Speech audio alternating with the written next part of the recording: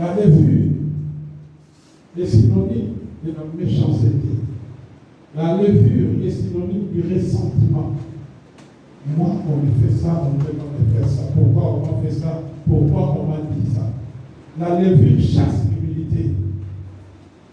La levure même ne permet pas qu'on t'éprouve un peu. C'est-à-dire, tu dis quelque chose, on t'éprouve, on te contredit, mais pas on te contredit directement. On te contredit un peu pour voir quelle est ta réaction. Parce que la Bible dit éprouver. Éprouver. Je dois éprouver maman Jeannette si je peux l'élever. Il faut qu'elle soit une part de sang levée pour accepter l'humiliation. Alléluia. Amen. Alléluia. Amen. La levure te fait sentir le moi, l'ego. La levure chasse. N'est-ce pas? Comment je dirais? La notion du brisement. Lorsqu'on a la levure en soi, on ne peut pas accepter que même Christ est le brise. Parce que c'est le moi qui parle. La levure prend soin. Alors, Dieu va parler à son peuple, plus précisément à Abraham. Dieu va dire à Abraham quelque chose qui va arriver dans la suite des temps. Suivez bien ces thématiques, nous sommes en train de parler de la Pâque. Dis Papa Cyril. Papa Cyril. Parle-nous de la Pâque. Parle-nous de la Pâque. Autrement. Au nom de Jésus. Alléluia. Amen. Je vais cheminer avec toi de la façon que le Seigneur me conduit. On va parler de la Pâque de la façon que le Seigneur me conduit et me demande de te la présenter. Amen. Sois seulement attentif. Nous allons partir dans Genèse 15. Je crois bien au verset 13 et 14. Genèse 15 commence même à 12 jusqu'à 14. Vous allez comprendre certaines choses. Il n'y a rien de hasard avec Dieu. C'est que sa bouche dit, sa main l'a compris. Alléluia. Oui, Genèse 15, du verset 12 au verset 14 seulement. Il est écrit. La Bible dit dans Genèse chapitre 15, au verset 12. Il est écrit au coucher du soleil. Au coucher du soleil, un profond sommeil tomba sur Abraham. Un profond sommeil tomba sur Abraham. Et voici, une frayeur, la peur, et une grande obscurité, les ténèbres avaient envahi Abraham ces jours-là. Vint l'assaillir. Oui. Et l'Éternel dit à Abraham. La Bible va déclarer dans ce sommeil-là où il était effrayé, où tout paraît compliqué. Il y aura des moments où tu peux dormir, tu vas voir, tout est compliqué, mais j'ai bien prié, je ne comprends pas qu'est-ce qui se passe. Je vais fermer les yeux comme ça, mais il y a quelque chose qui me dit qu'il y a une présence. Tu te réveilles, tu n'arrives pas à trouver le sommeil. Alléluia. Il ne faut jamais paniquer face à ce genre de situation. Il se pourrait que Dieu veut te parler. Puisque tu as prié, puisque tu es sur les toits, mets ta confiance en l'Éternel. Ces jours-là, Abraham avait fait cette expérience-là. Il y a eu une frayeur. Il a eu une peur qui ne dit pas son nom avant de dormir. En réalité, c'est un signe qui prouve qu'il y a quelque chose qui va se passer. Il va parler à Abraham. Oui. Sache que tes descendants, il dit, c'est Dieu qui dit à Abraham. Abraham n'a rien fait. Abraham n'a rien demandé. Abraham a la crainte de Dieu. Abraham est le choix de Dieu, le père de la foi. Mais Dieu va lui parler. C'est la volonté de Dieu. Et cette volonté est souveraine. Amen. Dieu fait ce qu'il veut, quand il veut, avec qui il veut. C'est un Dieu incréé. Personne n'a créé Dieu. Toi, tu as un père, tu as une mère. Mais Dieu n'a pas de père, il n'a pas de mère. Il existe par lui-même. C'est un Dieu qu'on appelle intemporel. Il traverse le temps. Il est un Dieu de l'éternité. Elle, on l'a. Et lorsqu'il sort de l'éternité, c'est pour la création. Il était sorti de l'éternité, il a créé le monde. Et ensuite, à la fin des temps, il va nous ramener dans l'éternité. Nous ne serons pas. Alléluia. Amen. Alléluia. Amen. C'est un Dieu merveilleux. Amen. Et c'est ce Dieu-là qui va apparaître là-bas. Abraham va dire, non, quelque chose se passe. Mon sommeil n'a jamais été comme ça. C'est pas cette ténèbre qui m'environne. Qu'est-ce qui se passe? Mais la Bible va déclarer, c'est Dieu qui va apparaître dans les songes, dans les sommeils là-bas. Et il va lui dire, voici ce qu'il va lui dire. Sache que tes descendants, Sache, toi Abraham, il faudra que tu mettes dans ta tête, dès maintenant que moi que je parle, il faudra savoir qu'il y a quelque chose qui va se passer avec tes descendants. C'est-à-dire les enfants, tes enfants, les enfants de tes enfants. Il y aura quelque chose qui va se passer. Toi, je te le parle pour que tu puisses savoir. Il dit, sache que tes descendants seront étrangers. Seront étrangers. Hey! Alléluia. Peuple de Dieu. Dieu Tout-Puissant, le Dieu Créateur, il vient me parler. C'est que je ne suis pas n'importe qui. Mais qu'est-ce qui sort de la bouche de l'Éternel?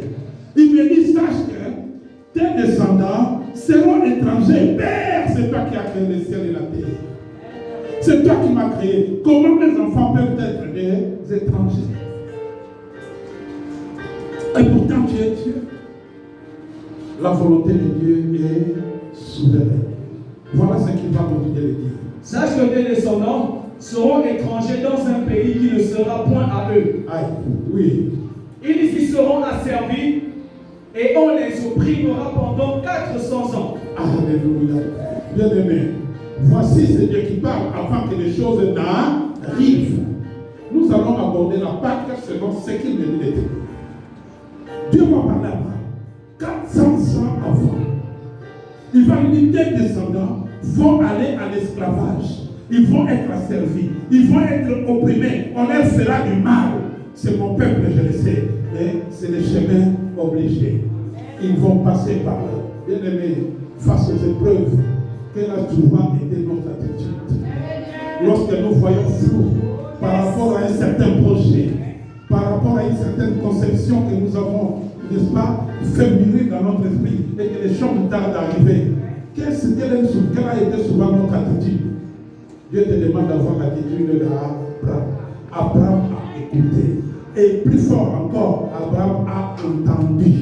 Amen. On peut écouter avec l'oreille physique, mais entendre, c'est avec l'oreille spirituelle éternelle. Alléluia. Amen. Pas pour toi-même. Amen. Après cela, le verset 14, la Bible dit, Oui. mais je jugerai la nation à laquelle ils seront asservis. Voici le salaire de ceux qui osent toucher aux enfants de Dieu. La Bible déclare que Dieu prend toujours soin de ses enfants. Amen. Pourquoi Dieu voulait que son peuple aille à l'esclavage pendant 400 ans? C'était pour humilier les autres dieux qui étaient en Égypte. Il fallait que Dieu y passe.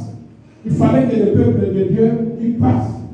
Et lorsque nous allons voir le résumé de tout ceci, vous allez comprendre que c'est la même chose. Le résumé se passe à un seul homme. Il fallait que cet homme-là puisse souffrir, puisse mourir pour porter le péché de l'humanité et pour aller tout clouer à la croix afin de dire que tout est accompli. Mais là, à l'Ancien Testament, il fallait que ce soit l'image du peuple de Dieu chrétien. Parce que la grâce était encore sélective. Et lorsque la grâce va devenir parfaite, la grâce va se répandre. Il fallait que ce soit un seul homme qui paye pour tous. C'était Jésus-Christ de Nazareth. Amen. C'est pour ça que la Bible dit Christ est notre Pâque. La Pâque en elle-même, qu'est-ce que ça veut dire? C'est la sortie de l'esclavage. La Pâque que Dieu a instaurée dans la fête des péchés de l'Égypte, c'est la sortie de l'esclavage de l'Égypte vers la liberté qui est Canaan, c'est-à-dire la sortie du péché vers la pureté. Et Christ va nous racheter de l'esclavage du péché, c'est-à-dire de la mort, pour nous donner quoi? La vie. Il a fallu qu'il porte le péché de l'humanité. C'est-à-dire des hommes. L'humanité, c'est le monde humain, des hommes. Alléluia. Amen. Alors nous allons continuer en faisant beaucoup de lectures. Et je pense qu'il serait bien pour moi de ne pas commenter cette lecture afin que tout le monde puisse avoir une large compréhension de ce que nous allons développer dans la suite du temps. Amen. Alors nous allons lire Exode 3, du verset 7 au verset 15 d'abord.